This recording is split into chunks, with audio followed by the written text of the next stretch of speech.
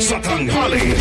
Ang Kamara naman mga kabrigada dapat nang suriin muli ang internal rules at timelines ukol yan sa impeachment ayon pa sa lead prosecutor. Brigada Haji Camino, ibrigada mo! Brigada Live Report.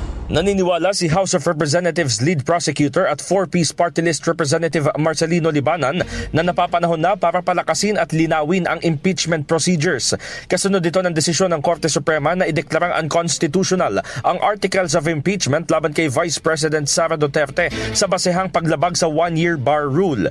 Sinabi ni Libanan na bagamat inirerespeto niya ang ruling ng Korte Suprema, mahalagang ipunto na nakatutok ito sa procedural grounds at hindi sa merito ng mga aligasyon. Ibig sabihin na antala lang anya ang pananagutan sa serbisyo publiko at hindi tuluyang ibinasura.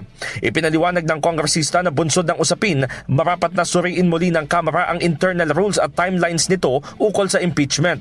Kapag mas malinaw umano ang procedural safeguards, matitiyak na ang constitutional mechanisms para sa accountability ay hindi lamang igagalang, kundi epektibo rin at matatag sa harap ng hamong pampolitika.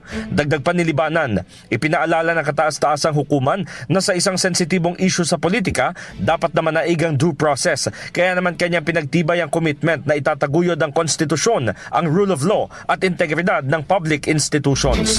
In the heart of changing lives, ako si Brigada Haji Camino ng 105.1 Brigada News FM Manila, The Music and News Authority. Brigada Balita Nationwide. Ang bahaging ito ay hatid sa atin ng Standout ES4 Capsule. Simulang tuparin ang pangarap ng iyong anak. And stunting now,